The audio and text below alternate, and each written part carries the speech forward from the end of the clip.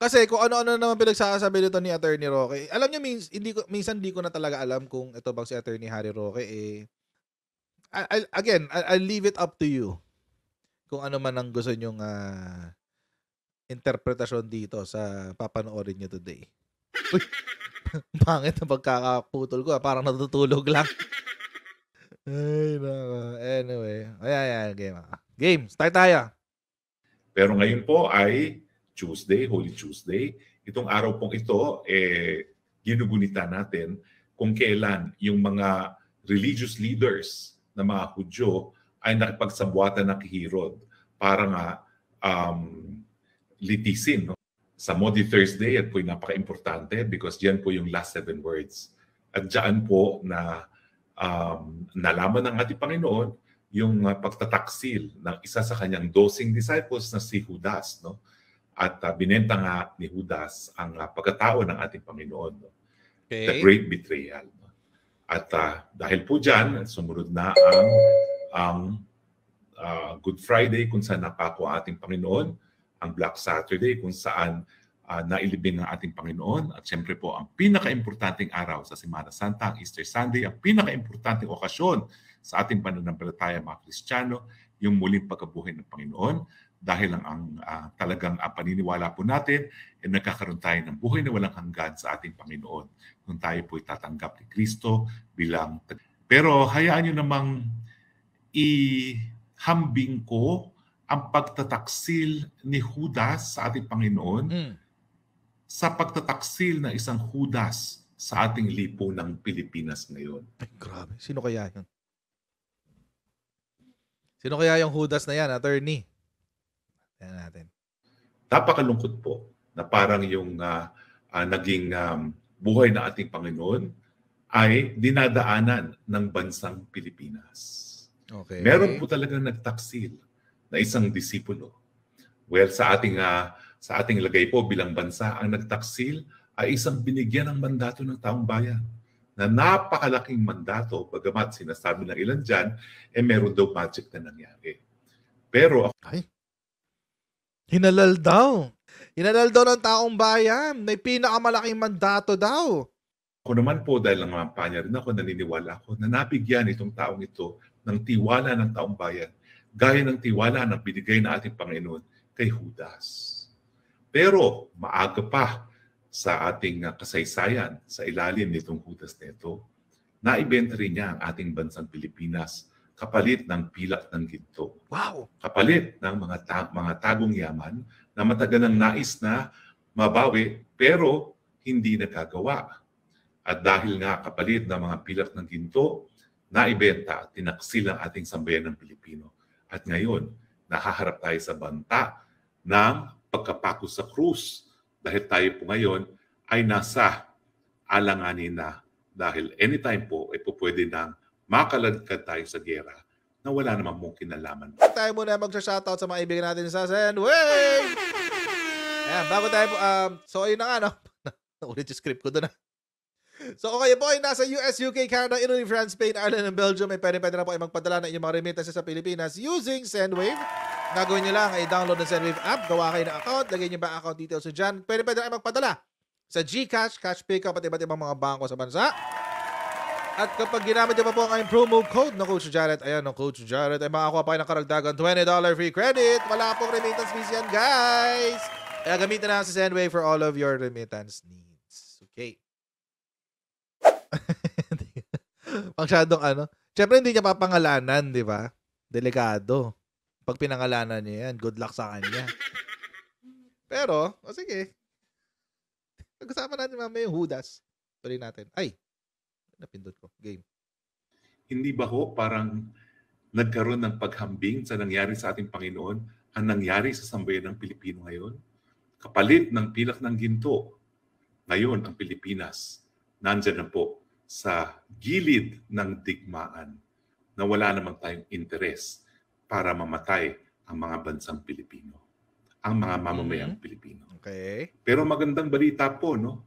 Bagamat napako po ang ating Panginoon sa krus, at bagamat ang Pilipinas po ay po pwedeng makaladkad sa gera kung saan napakaraming mga kababayan natin ang mapapako din sa krus dahil sila ay mamamatay.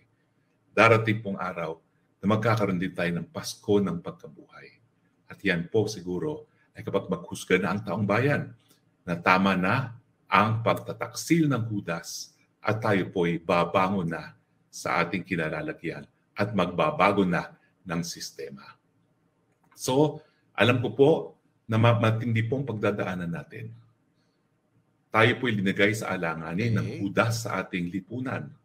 Linagay po tayo sa peligro. Linagay po tayo ngayon sa posibilidad na anytime tatargetin tayo ng mga bansa na wala naman tayong galit, wala tayong laban dahil lamang hinayaan natin ang mga dayuhan na gamitin ang ating teritoryo para nga po pilit na pilit ang kwento mo, sa Torne. ating na bansa.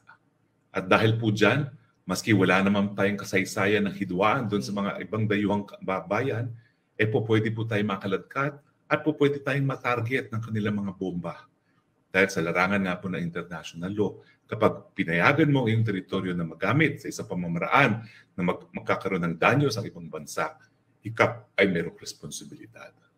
At yan nga po ang malungkot na katotohanan na dahil ayaw ng mga nagbayad ng pilak ng ginto kay Judas na ang gera ay maganap sa sarili nilang teritoryo, ang ginawa po kapalit ng pilak ng ginto, hinayaan po ng teritoryo ng Pilipinas ang lugar kung saan magkakaroon po ng digmaan. Pero wag po tayo mag-alala. Mapapako po tayo sa krus, magkakaroon po tayo na isang araw na tayo po'y dadapa at maraming mamamatay. Pero hindi po yan sa matagal na panahon dahil darating din po ang Pasko ng pagkabuhay. Babangon din po ang bayan. Tayo po ay babagong muli bilang marangal na bayan at tayo po ay magigising sa katotohanan na sa muling pagbangon natin, ang tanging magtataguyod ng interes ng mga Pilipino ay ang mga Pilipino lamang. Well, ito na po ang ating huling broadcast bago po ng Pasko ng Pagkabuhay. Sagarin mo na, kahit forever. Napakadaming sagarin mo na, kahit habang buhay. Pagsubok na hinaharap tayo ngayon. Sa totoo lang po, matagal nang nakapako sa krus ang sambayanang Pilipino. Dahil po, napakahirap po ng buhay ngayon. Napakataas ng presyo ng bilihin. Kulang po ang trabaho at napakababa po ng sahod. Kaya nga po yung hirap na dinanas ng ating Panginoon, napakadami mga Pilipino pong dumadanas ng kaparehong hirap. Pero habang tayo po'y nananatili sa ating pananampalataya, darating din po ang Pasko ng Pagkabuhay. So sana po, habang kayo po'y nasa beach, habang kayo po'y nagsasama-sama sa inyong mga pamilya, huwag po natin kalimutan ang mensahe ng Semana Santa. Na pagkatapos po na maparusahan, pagkatapos pong saktan, mapahirapan ng Panginoon, siya po'y pinako dahil sa pag-ibig na ating Panginoon, binigay niya ang kaisa-isahan niyang anak. Pero kung tayo po ay tatanggap kay Kristo, darating din po ang araw na magaganap sa ating mga buhay ang Pasko ng Pagkabuhay at lahat po tayo magkakaroon ng buhay na walang hanggan. Alam ko po, magulong ating politika. Hindi pa tapos? Okay. Alam ko po, napakahirap tanggapin ng pagka-traidor ng Judas sa ating lipunan. Wait lang. Darating May konti din ako. ang araw ng pagkabuhay. Okay.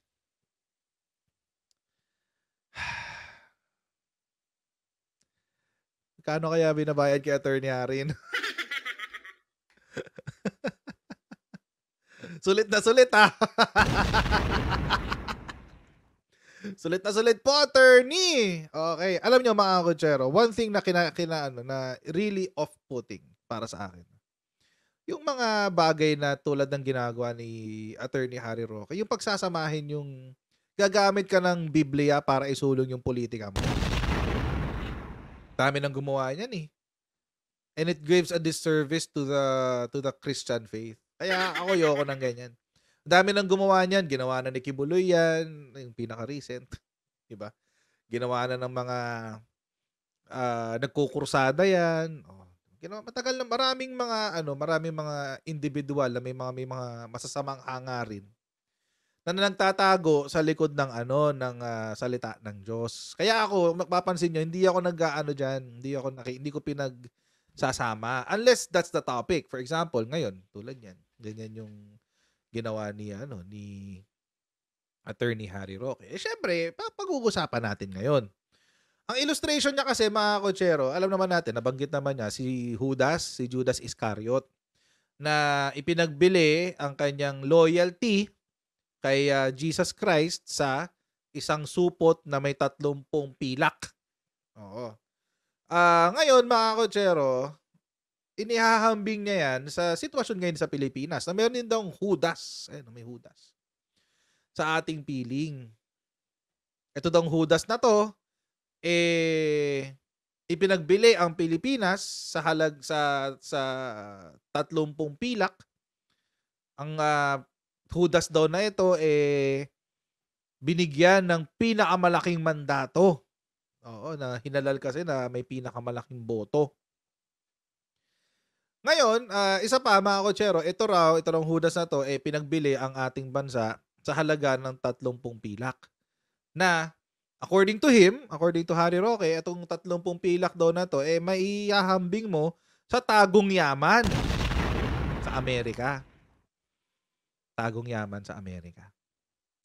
Well, so doon pa lang, magkakaroon ka na ng idea kung sino. Kasi yun yung sinasabi nila ng mga Duterte balahura vloggers at bloggers. Matagal na nilang sinasabi yan. 2022 pa lang sinasabi na nila yan. Diba? Hindi pa nga tapos ang 6 months si PBBM. Wala pang 100 days sinasabi na nila yan. Pero, hindi ako maglalagay sa inyo ng pangalan. Kaya ko kayong umisip. Pero, alam nyo, mga kotsero, isa po sa pinakakilalang katangian ni Judas o ni Judas Iscariot. Maliban po sa pagtatraidor niya kay Jesus, yung pong yung manner ng pagtatraidor. Yung paraan ng pagtatraidor. Ginamit ho niya ang halik. Ako naman na magbibigay ng illustration.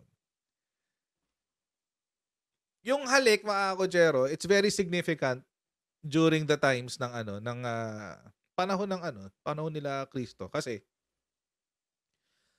yun ang may pinaka-intimate.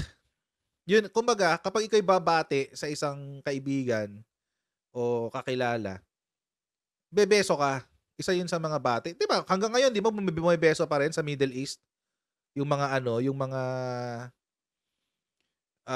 tawag dito, yung mga Muslim, babati sila sa Middle East, 'di ba, bumibeso. 'Yun. Kasi kapag close kayo ng mga kakilala mo, mga kaibigan mo, ganun daw yung pagbati. Bebeso kang ganun. Bebeso ka. Sa Europe, ganun din. Oo. Yung kasi yung pinaka-intimate. Ngayon, yung paraan ng pagtatraidor daw na ginawa ni Judas kay Jesus, yun daw yung kaya mabigat daw yung pagtatraidor niya kasi ginamit daw yung kanilang relasyon sa kanyang pagtatraidor.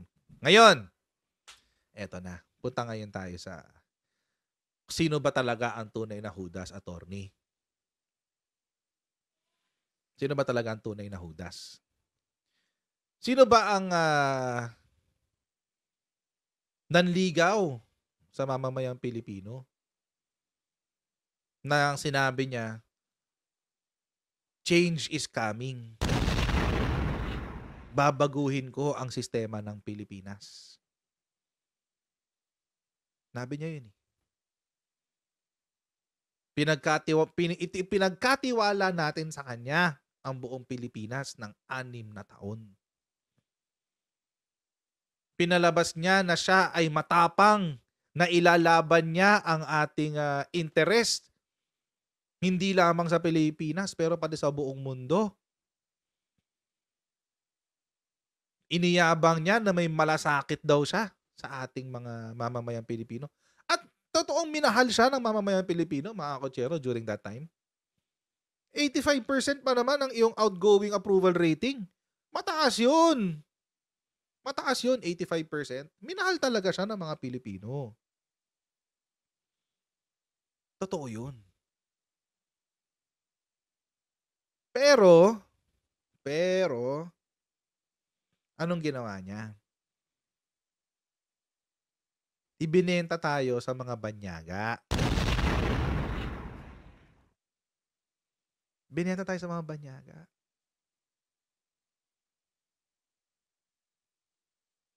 Hindi lang natin alam kung ano yung pilak na ibinigay sa kanya. Pero at least ngayon, medyo may idea na tayo dun sa isang school sa Fujian province. Parang ganon. May pahalik-halik pa sa, sabi ni Frugal Man's Batcave. Sino humalik sa watawat ng Pilipinas? Humahalik-halik pa sa matawat ng Pilipinas. Alala ko yun. Halik ni Judas. Oo. Kapangyarihan ng halik ni Judas. Diba? Si Wolfgang. Mga nakakaalam nun. Sigurado kami mga nakakaalam niyan sa chatroom. Tao sa pangil ng buwaya. Kapangyarihan ng halik ni Judas. Ginawa sa atin eh. Pinakain tayo sa buwaya.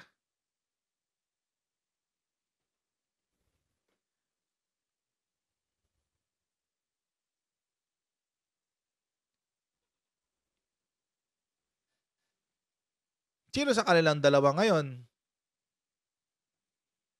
Noong una, sabi niya, ganda naman ang ginagawa ni Marcos ah. Keep up the good work. Sabi niya.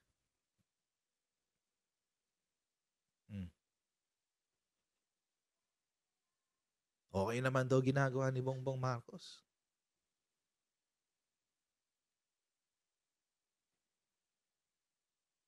Tapos, June 26, 2023.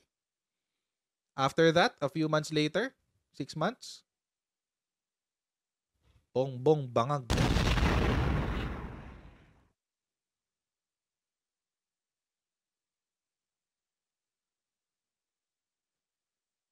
Yan ang mga galawang Judas.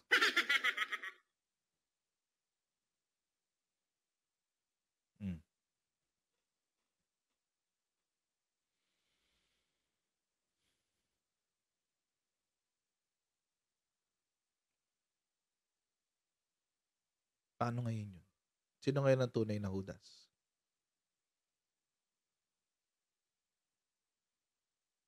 Okay ka nung una. Okay ka nung una eh. Keep up the good work. Sabi pa ni Digong. Governance is good. There's no disorder. We are at peace. And you have to credit it to the present administration. What we are seeing during his time is very good. May pagganto-ganto ka pa nung una. We must all be united in confronting the issues ahead of us. May ganyan-ganyan ka pa dati, Digong. We have no room for politicking or going into a divisive exercise in whatever endeavors that you can think of just to divide the country. Let's not do that. May ganyan-ganyan ka pa dati. Let's not divide the country. May ganyan-ganyan ka pa before.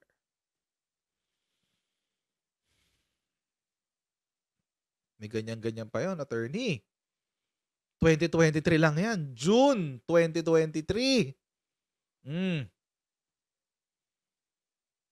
2023 yan.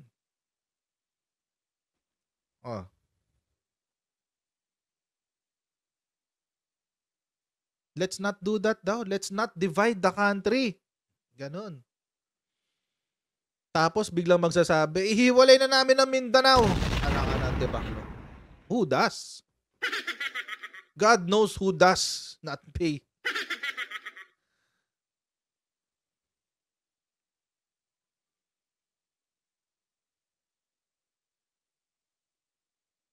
Yan ang problema dyan kasi Attorney Harry Roque. Ang illustration kasi ni Attorney Harry Roque, Judas daw yung sinasabi niyang Judas kasi pinagbili daw tayo sa tagong yaman sa Amerika. Which is speculative at best. Wala namang ano yun eh. Wala namang basis yun eh. What's the basis of that? Yung chismis nilang lahat? Wala namang basis yun eh. Ito may basis to. Si Digong, sinabi niya last time, 2023, wag natin ipaghiwalayin ang bansa. Wag natin paghiwalayin yan. A few months later, Marcos bangag. A few days later niyan, after niya sabihin to, ihihiwalay na namin ang Mindanao. Alam niyo mga kotsero, seryoso sila dun eh. Hindi joke yun eh. Hindi joke yun. Seryoso sila dun. Nagkataon lang mga kotsero na hindi siya sinuportahan ng mga taga Mindanao. Iniwan siya sa ere ng mga taga Mindanao. Kaya hindi natuloy yun. Pero kung sinuportahan siya ng mga taga Mindanao, nagkakagulo tayo ngayon.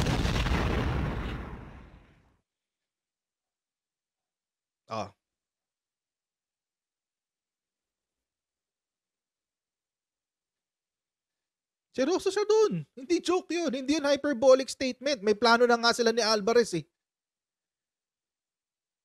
Hindi kinagat ng mga taga Mindanao. Bakit? Happy sila kay presidente eh.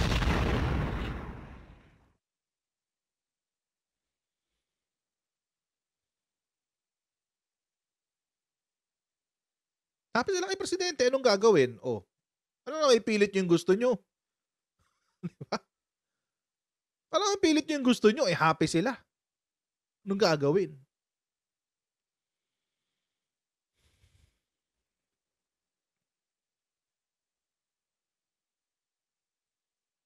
Kaya mga kotsero, that's one. That's one of the many things na pwede natin pag-usapan. Pangalawa, ito. Ito siguro, yung pinakamalalang pagtatraidor na naganap. April 9, 2018. Hindi pa ako nagwa-vlog niyan.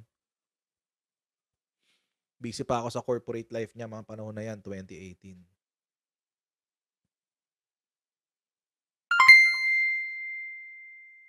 I love Xi Jinping.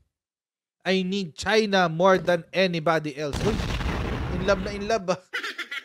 Jowa? Jowa ang peg? I love Xi Jinping. I need China more than anything else. Jowa ang peg? I just simply love Xi Jinping. Ang pag-ibig, ganyan talaga. Pagbago ang pag-ibig, ganyan talaga. Masaya.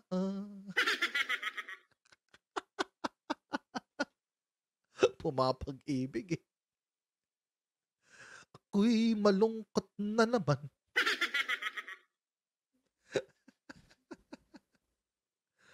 Ganun eh. I simply love Xi Jinping daw eh. Mahal na mahal eh. He understood.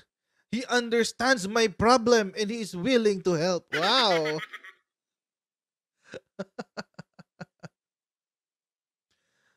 Tapos sabi niya, of course, China is very important. Ay, tungkol sa build. He also believes China is an important factor in the build. Of course, China is a very important ingredient here. There pala. You factor almost everything from a hard start. But money, of course, it would not really be enough. Every day, the cost of money goes up. But that's the problem.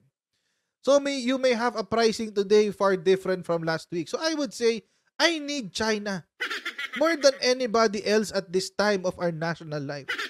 I need China. I will not say something which is not true. Bilang binida yung sarili.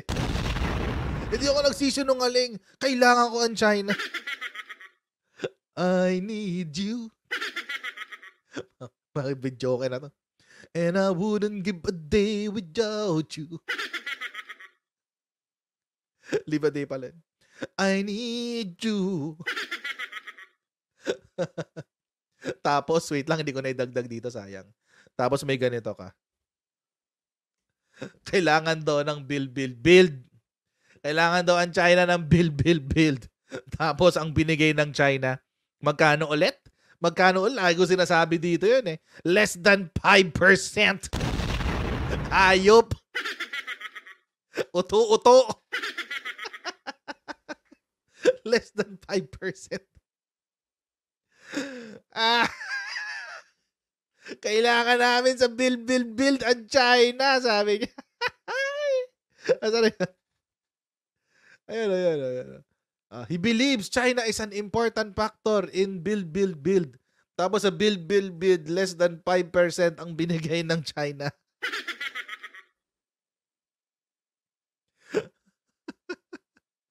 Woo!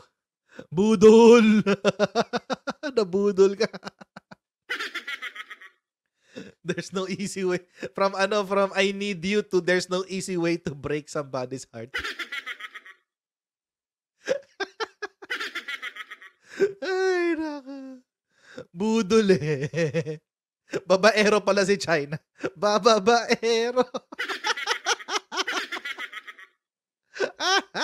Less than 5%.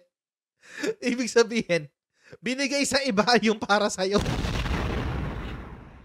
Anong klaseng pag-ibig yan? Oy, by the way, may deficit ngayon ang Belt and Road. Balitaan nyo ba?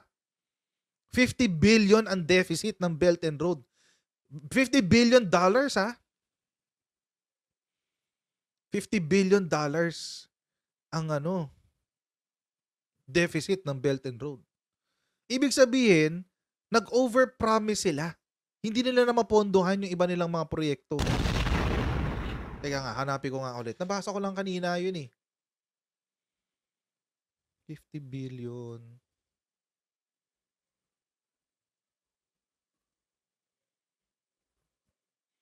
Ayan o.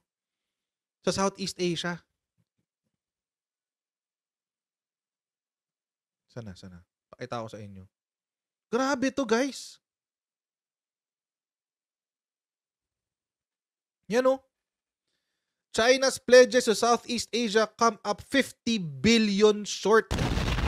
Ay, wala nang pera si China, guys. Hindi na niya kayang suportahan yung Belt and Road niya. Oh, China's promised billions of dollars to infrastructure projects across Southeast Asia, but many of these were never built, according to a study done by an Australian think tank released Wednesday. Sydney's Lowy Institute found that since 2015, more than $50 billion that Beijing promised to projects in the region was unallocated. Kasama yun sa atin dyan, guys. Sa 50 billion na yan. The study also cited projects in the Philippines for which the Chinese funding was dropped, including the Mindanao Railway and South Long Haul Project. Wala. Tapos ang boxing. Tapos ngayon, mga kotsero, si China nanliligo kay Australia. Alam niyo ginawa ni China para maibalik yung confidence, para manligaw sa Australia? Tinanggal nila yung economic sanction on wine. Tinanggal nila. Recently lang yun. Parang kahapon lang yata o last week. Tinanggal nila yung restriction sa wine. So, umu-order na uli sila ng wine galing Australia. Para maligawan yung Australian government ulit para kumampi uli sa kanila. Ganun. So, tapang-tapangan lang talaga si China. Alam nyo ngayon, lumalabas talaga na he's just a big bully. Si China. But anyway, balik tayo sa topic ng Hudas. So, si Duterte, iniligaw tayo sa China, hinudas ang mga Pilipino. Hinudas tayong lahat. Binola tayong lahat eh. Binola tayong lahat ni Duterte. Kasama ako doon. Kasama ako sa nabudol ni Duterte. Oo. Ito pa huling ginawa. Ito yung pinaka nakita ko. 2016. September 27, 2016. Kakaupo lang pala nito ni Digong, no? September. Philippines, Duterte vows to open up trade and commerce with China and Russia. Ito ngayon ang nangyari. Sabi niya, Manila, September 26.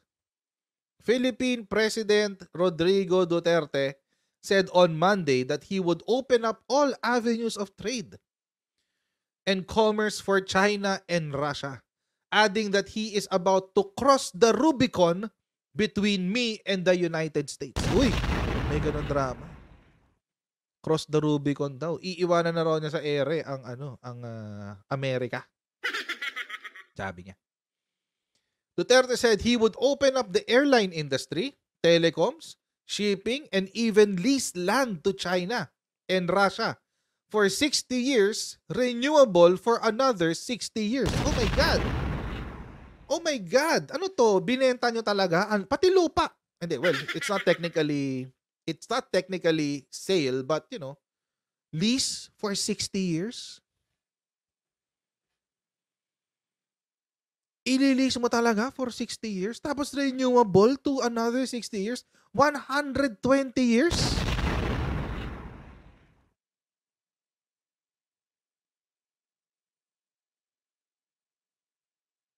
I can't imagine the level of audacity.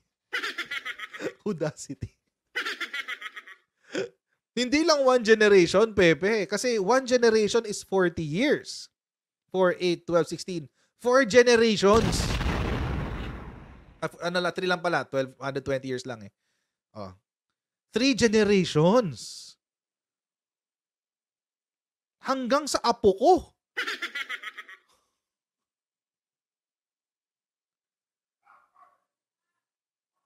The audacity.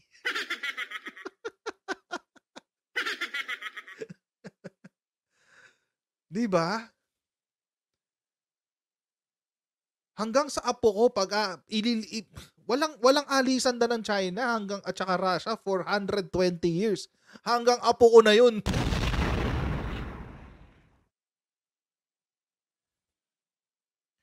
The audacity ni Digong. Happy birthday. Ay, di na pala. 12:09 na.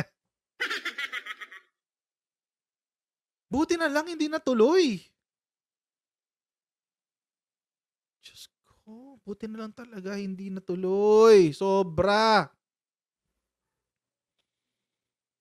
I'm about to cross the Rubicon with the US. It is a point of no return, he said in a speech during an oath-taking event at Malacanang Palace. The idiom to cross the Rubicon means to pass a point of no return and refers to Julius Caesar's army crossing the Rubicon River in northern Italy, which was considered an act of insurrection and treason, sabi niya. Tapos noong 2021, binabalik-balik, nagmamakaawa siya sa China.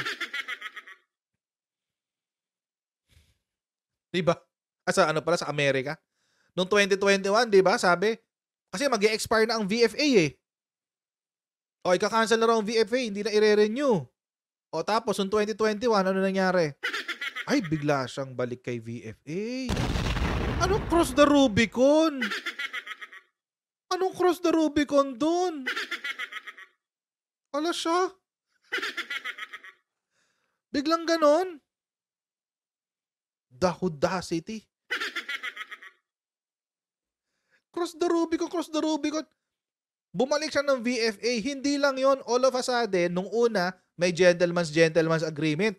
Tapos, nung 2021, bigla niyang sinabi, the Permanent Court of Arbitration's decision is part of international law.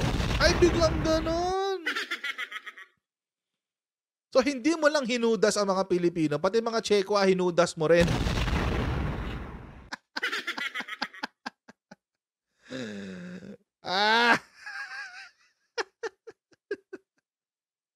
So, ayan mga kotsero, hanggang dito na lang po muna tayo sa ating live stream. Maraming po salamat sa inyo patuloy na pagsuporta sa ating channel. Please don't forget to like, share, and subscribe. And I'll see all of you in our next live stream, guys. God bless you next time. Bye!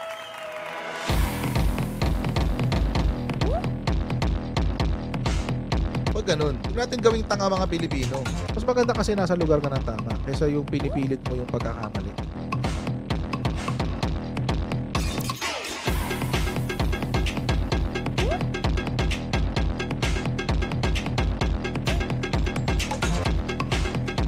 Are they willing to go that far? Hindi nakakalimutan ng Pilipino yan hanggat di nasasagot niya.